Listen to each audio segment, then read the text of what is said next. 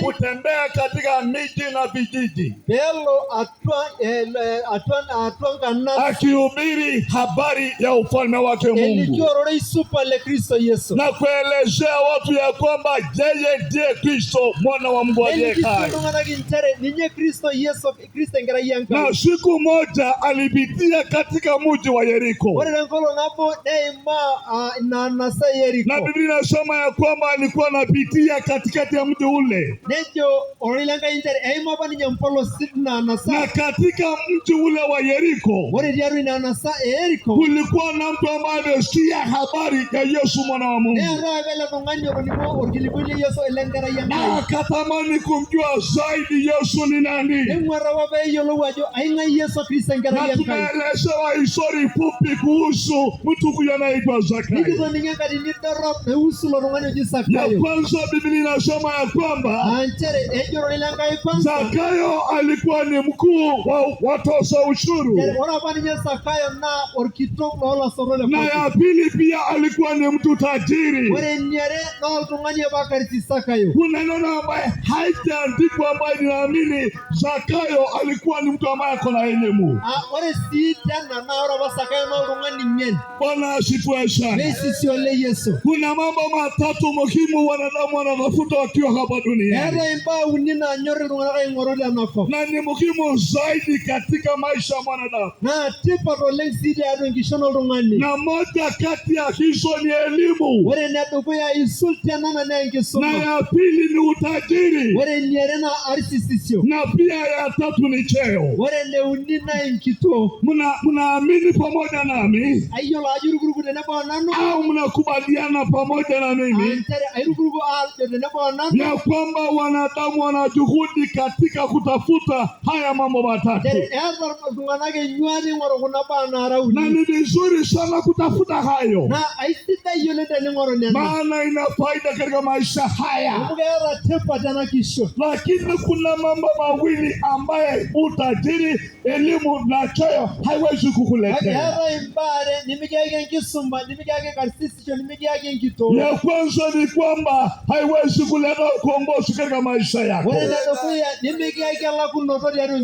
na ya pili haiwezi kukuletea uzima. So huyu Zakayo yeye alielewa faida katika yale aliyokuwa nayo, lakini kuna jambo moja alitafuta maishani mwake. Alitafuta kumjua Yesu Kristo ni nani. Alitafuta kumjua Yesu ni nani. Na Biblia inasema ya kwamba lakini yeye alikuwa ni mfupi wa kimo. Alikuwa na sababu fulani inayofanya asimjue Yesu.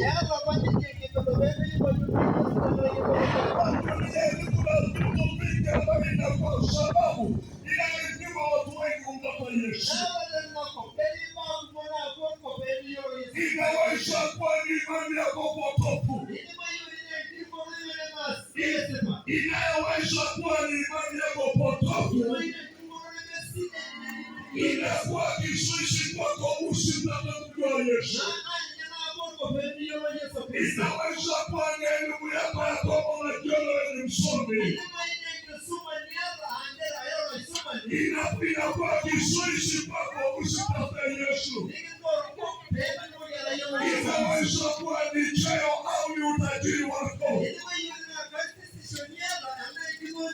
lakini ninawaambia ninyi kwamba hiyo ni sifa ya mwanadamu ambaye itaisha hapa duniani.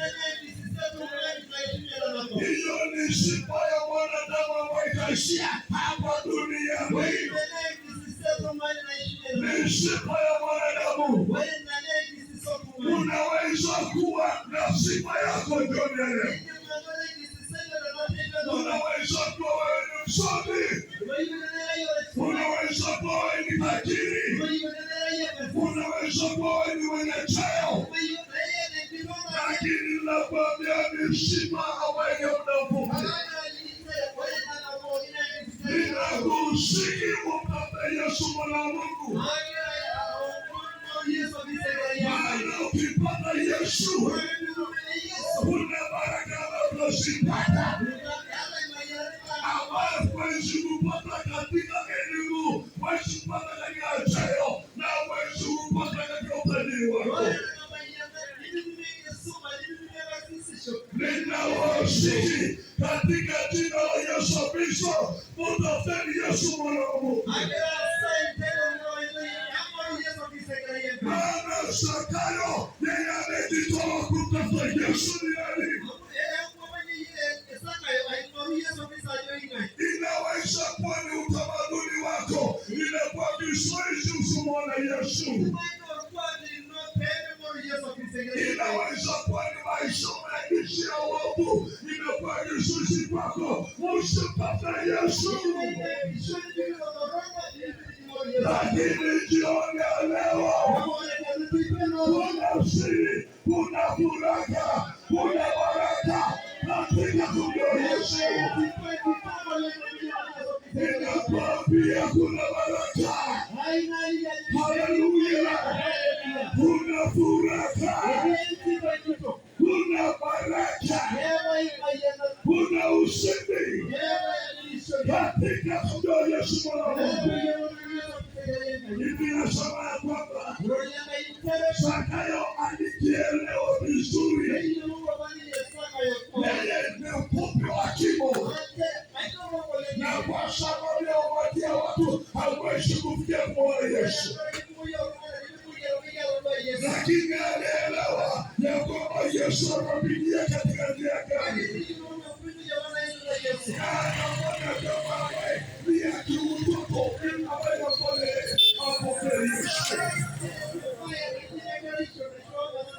Alikimbia akapanda juu ya mkuyu. Yeye alikimbia na akapanda juu ya mkuyu. Hatajulikana juu ya cheo, hatajua tena kuwa ni tajiri, lakini akapanda tena juu mtoto akapanda kumwona Yesu.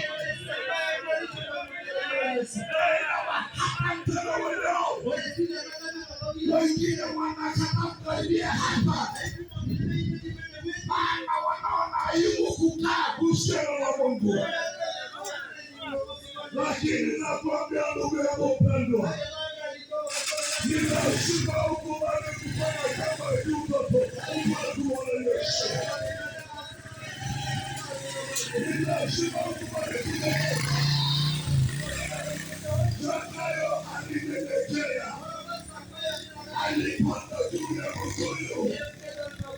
Ninajua shida marahisi ya kwamba mtu mwenye elimu, ya kwamba mtu mwenye cheo, ya kwamba mtu tajiri anaweza kupanda juu ya viti ili aweze kuona kutoka sio sifa zake, lakini Zakayo wanamsaidia aelewa kwamba katika kunyenyekea anaweza kuona na kupokea ufalme wa Mungu katika maisha yake. Nawasihi watu wa Busumoru, usikubali shida zako, usikubali chochote ulicho nacho iwe kizuizi usipokee Yesu. Usikubali Yesu katika maisha yako. Kuna jambo hili wanayetafuta kumwona Yesu, Yesu pia anatafuta kuokoa.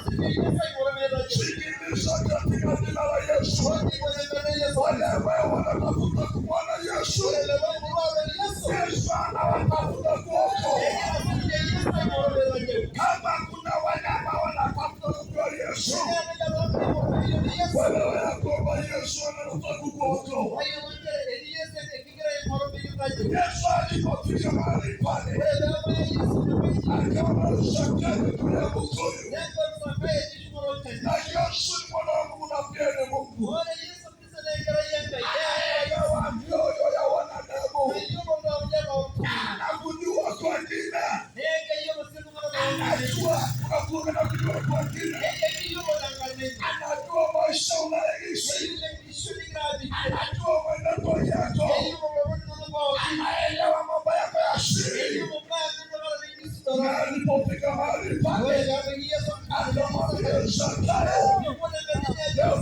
Shuka upesi. Bwana, siku ya leo ni lazima nishinde katika nyumba. Ninawaambia ninyi watu wa Busumoru ya kwamba watu ambao wanafaa kumjua Yesu hakika watampata, hakika watamuona. Yesu anakujua, Yesu anakuelewa. Yenda mahali pale ulipo, unatafuta kumjua Yesu. Yeye anaelewa mioyo ya wanadamu, anakuelewa kwa kina, anatamani aingie ndani ya maisha yako katika jina la Yesu. Na tunasema ya kwamba Zakayo akashuka upesi na furaha yake akitafuta kumjua Yesu. Sasa anapasha nyumba yake ya kumjua Yesu zaidi. Amepata nafasi nzuri ya kumjua Yesu mwana wa Mungu. Maandiko yananiambia ya kwamba wakati Yesu ameenda kwa nyumba ya Zakayo, watu wakanungunika, ya kwamba Yesu anaenda kukaa katika nyumba ya mtu mwenye dhambi.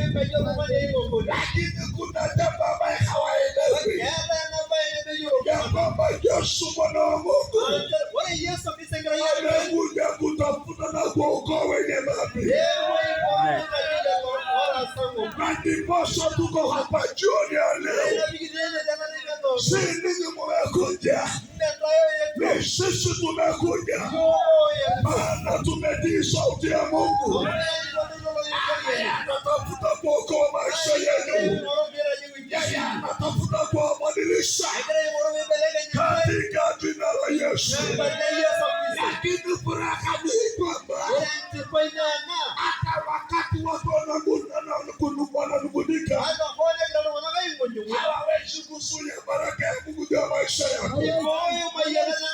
Wanaweza kucomplain, wanaweza kunung'unika, lakini hawawezi kuzuia baraka za Bwana katika maisha yako.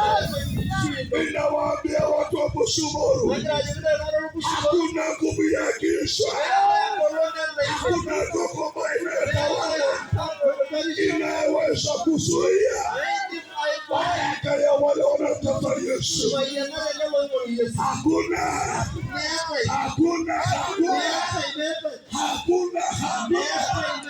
Hakuna kitu ambacho msilia Yesu asiende kwa nyumba ya Zakayo. Alipanda katika ile nyumba, Zakayo alipata nafasi nzuri ya kusikia neno kwa vinywa vya Kristo. Akapata kujua Yesu ndiye Bwana, na akasimama na kusema ya kwamba, kamwambia Bwana, sikiliza,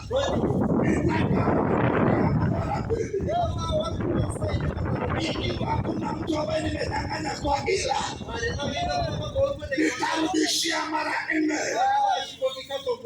na nitawapatia sehemu maskini. Yeye anakiri yale ambayo imetendeka katika moyo wake. Maana katika kitabu cha Warumi 10:15 Biblia inasema ya kwamba tukikiri Yesu kwamba ni Bwana, sisi tunapata kuokolewa. Biblia inasema ya kwamba maana tukikiri kwa vinywa vyetu ya kwamba Yesu ni Bwana na kuamini katika mioyo yetu ya kwamba Mungu amekufa ndani yako, utapata kuokolewa. Zakayo alimjua Yesu, alipomwamini alikiri imani yake, pale alipoona mabadiliko. Tunahubiri Yesu anabadilisha, tunahubiri Yesu anabadilisha, tunahubiri Yesu anabadilisha. Wewe unaweza kuona imani fulani, lakini kubadilisha. Ulikuwa mchawi na bado wewe mchawi. Na unasema una imani. Ulikuwa mnyang'anyi na bado wewe mnyang'anyi. Na wewe unasema una imani. Ulikuwa muuaji na bado wewe muuaji. Na unasema una imani. Tunawaletea Yesu anayeweza kubadilisha. Yesu anayeweza. Yesu anayeweza. Anayeweza kubadilisha. Anaweza kubadilisha. Anaweza kubadilisha watawi. Anaweza kubadilisha wauaji. Anaweza kubadilisha makahaba. Anaweza kubadilisha warogi. Watu wapo Somalia. Tunawaletea Yesu anayebadilisha. Anayebadilisha. Ukisumbuka katika mji hii, tunapowauliza watu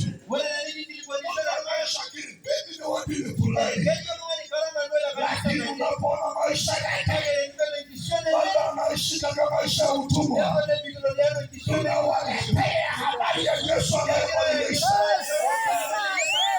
Anabadilisha shetani. Yeye amenibadilisha. Anawabadilisha hawa. Tunawahubiria Yesu anayebadilisha. Tunawahubiria Yesu. Yesu anayebadilisha. Anabadilisha mtu muuaji. Mtu mwenye haki. Alibadilisha Sauli. Mpeshi na Mungu wa kanisa. Na akafanyika mhubiri wa habari njema Yesu Kristo. Watu wapo Somalia. Tunawaletea injili inayobadilisha.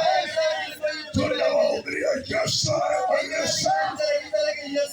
Ni yeye tu ndiye anayeweza ya kukomboa mwanadamu toka dhambini.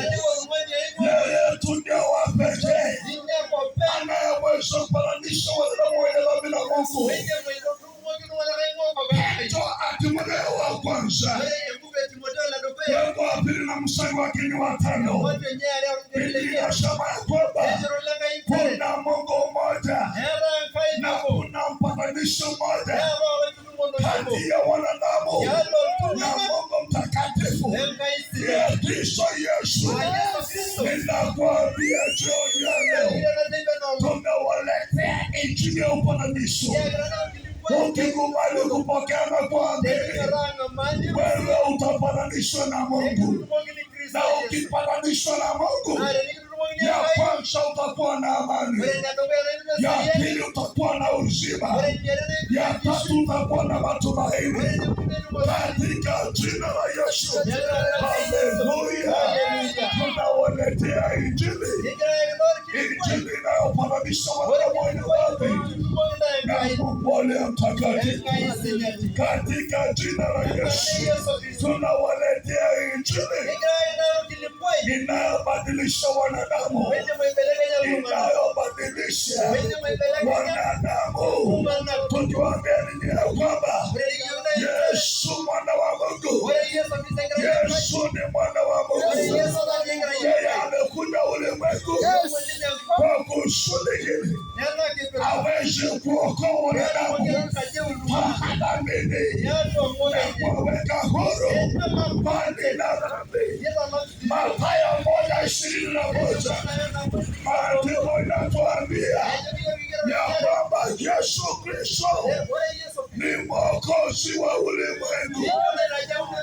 Yeye amekuja duniani kuokoa wanadamu toka dhambini. Ninawaambia nini ya kwamba imani katika Kristo si ya kubahatisha, si ya kubahatisha. Ni makusudi na mpango ya Mungu, ni makusudi na mpango ya Mungu. Haiwezi kukuweka katika mashaka, inakupatia uhakikisho ya kwamba ukimwamini Yesu unafanyika mwana wa Mungu, unakombolewa watoke dhambini. Na Wagalatia 4:27 yaniambia ya kwamba utapokea Roho wa Kristo, maana utafanyika mwana wa Mungu, na wewe si mtumwa wa dhambi tena. Watu wa Busumaru, tunawaletea habari njema inayokomboa mwanadamu katika maisha ya sasa. Mwanini ni Yesu mbale kwako leo. Naenda kumalizia, Bwana tubariki. Yesu amesema maneno haya katika Yohana 10:10 ya kwamba nalikuja ili waweze kuwa na uzima kisha wawe na uteletele. Katika waraka wa kwanza Yohana mlango wa 5:11-12 Biblia inasema ya kwamba ushuhuda ndio hii, Mungu ametupa uzima na uzima huu katika mwana wake. Aliye na mwana yuna uzima. Tunawaletea habari inayowapa uhakikisho ya kile Yesu anaweza kutenda katika maisha yako. Ukipokea Yesu yuna uzima, yuna uzima wa milele. Na watangazia watu wa Busumaru, mwamini ni Yesu mbale kwako leo. Yesu anawapenda. Kusudi anakuja ulimwenguni kutafuta na kuokoa kile kilichopotea. Yesu anakuja kutafuta na kuokoa kile kilichopotea. Na ndio sababu tuko hapa. Yesu anasema ya kwamba wanasikia sauti yangu. Ninawajua. Nao pia wananifuata. Na watapotea. Nitawapa uzima. Tunawatangazia watu wa Busumaru mahali maisha ya mwanadamu inaweza kuwa salama ni katika Yesu Kristo mwana wa Mungu. Mwandishi wa Zaburi alisema katika Zaburi 46 mstari wake wa kwanza akasema ya kwamba Bwana kwangu ndiye kimbilio na pia ni nguvu, msaada unaoonekana watenda wakarata. Ninakuhakikishia jambo hili, maisha ya mwanadamu inaweza kuwa salama katika Yesu. Biblia Yesu jioni ya leo